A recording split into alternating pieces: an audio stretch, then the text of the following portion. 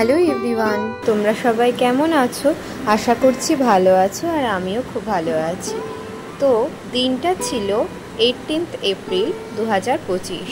তো আজ ছিল গুড ফ্রাইডে, আমাদের বিবেকানন্দ কালচারাল সেন্টারে জন্মদিন। তো সেই উপলক্ষে ছোট ছোট বাচ্চাদেরকে নিয়ে প্রতি বছরের ন্যায় এবছরও আঁকা কম্পিটিশন হয়েছিল। ফ্রাইডে কি সবাই জানো তো? গুড ফ্রাইডে আজকে কি হয়েছিল? আজকের দিনে কেউ বলতে পারবে? না, আজকে হচ্ছে যিশু খ্রিস্টকে তো সবাই চান, মৃত্যুটা জানো কি ক্রুশবিদ্ধ করা হয়েছিল, এই আজকের দিনেই করা হয়েছিল।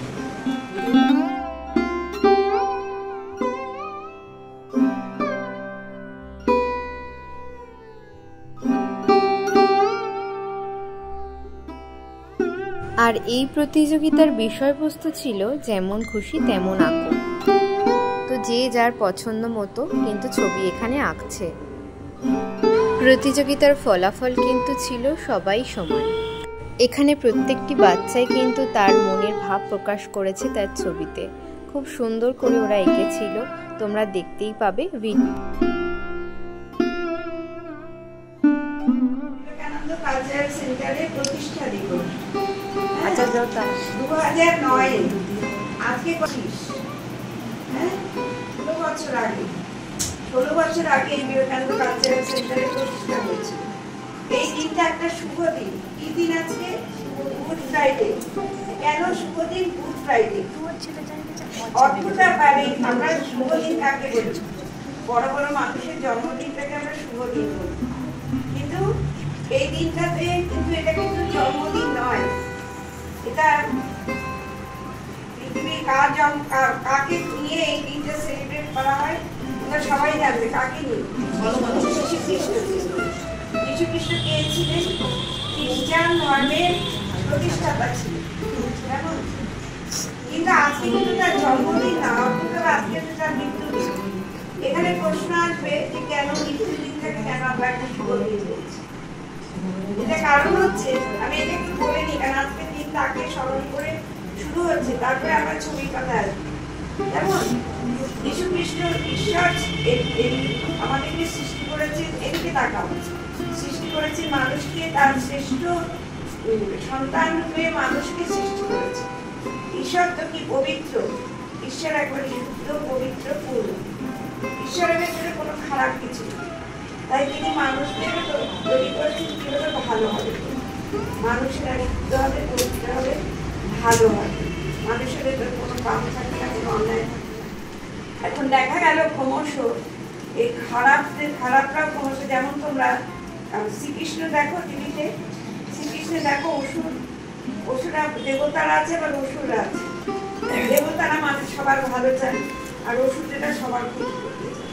সেরকম পৃথিবীতে এরকম খারাপ ভালো দুটোই মেশানো রয়েছে।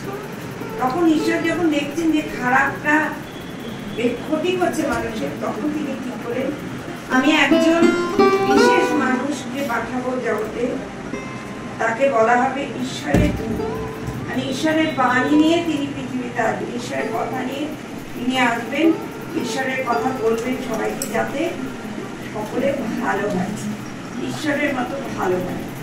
এটা শোনানোর জন্য তিনি যীশু খ্রিস্টকে তার সন্তান রূপে, তার সান অফ গড বলা হয়। সান মানে পুত্র, যীশু খ্রিস্টকে বলে সান অফ গড। এই করে তাকে পৃথিবীতে পাঠিয়েছিলেন।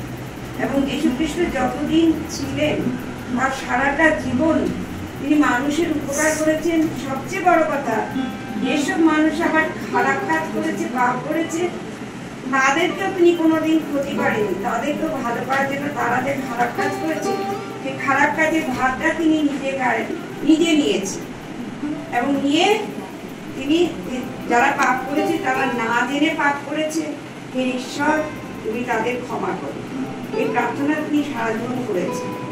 এখন এইভাবে সবার ভালো করার জন্য পৃথিবীতে যে দল মানুষ খারাপ আছে, একদম সবাইকে ভালো করছে, ভালো কেন বাঁচবে, তাই তাদের হিংসা। তারা তখন নানাভাবে যীশু খ্রিস্ট যাতে ভালো কাজটা না করতে পারে তার বাধার সৃষ্টি করেছে, কিন্তু বাধার সৃষ্টি করে যীশু খ্রিস্টকে আটকাতে পারেনি। তিনি কিন্তু সারা জীবন ভালো কাজই করে গেছে। এবং তারপরে এমন অত্যাচার যীশু খ্রিস্টকে তারা করলে, যীশু খ্রিস্টকে এই দিনে তারা ক্রুসিফাই করলেন। ক্রুসিফাই মানে দুটো কাঠের বড় বড় তক্তা এরকম করে আটকানো থাকে।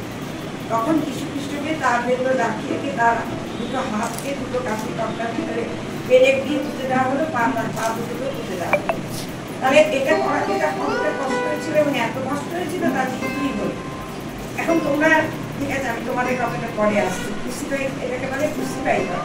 তার মৃত্যু হলো, কিন্তু মৃত্যুর সময় যীশু খ্রিস্ট সবাইকে বলেছেন, হে ঈশ্বর, যারা আজকে আমাকে এরকম কষ্ট দিয়েছে তাদের তুমি ক্ষমা করো, তাদের ক্ষমা করো, তাদের কোনো অপরাধ দিও না, তারা না বুঝে করেছে।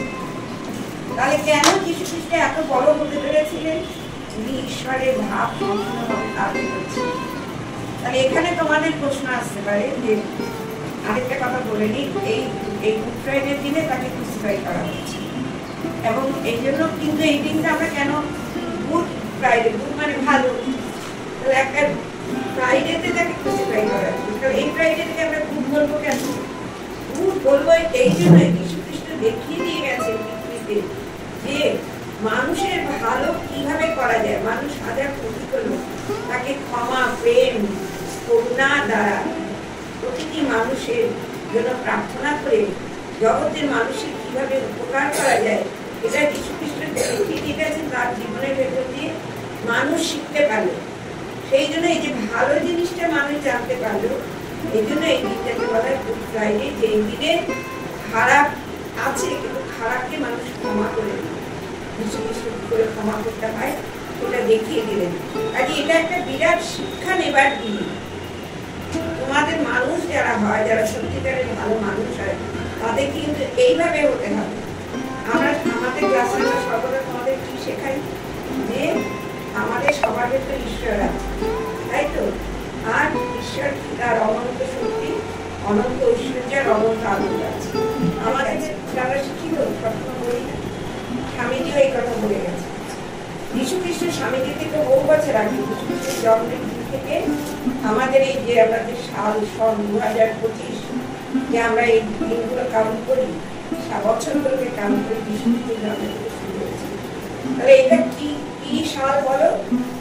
2025 সাল। তাহলে আজ থেকে 2025 সাল আগে যীশু খ্রিস্টের জন্ম হয়েছে।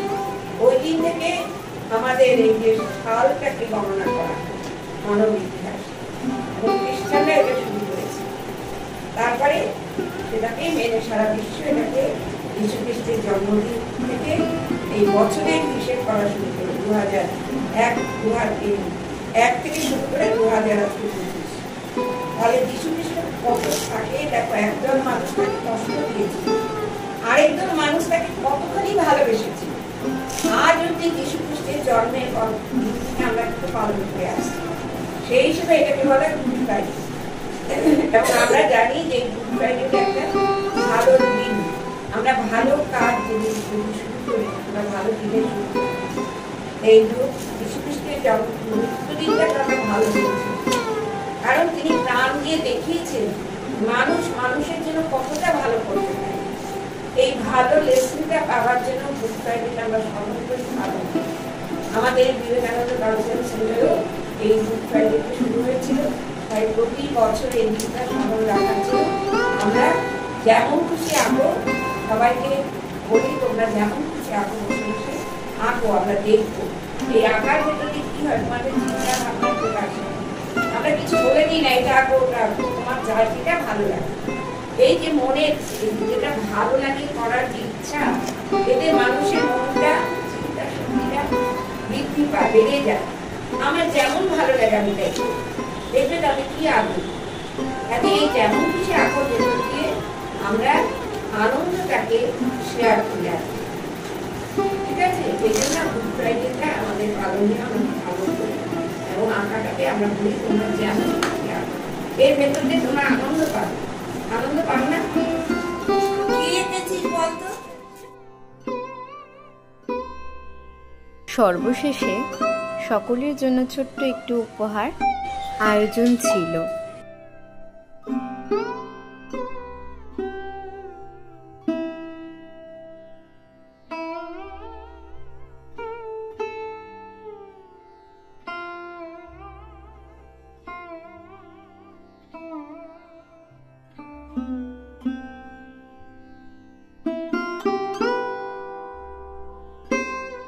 তো সকলে খুব খুশি ছিল।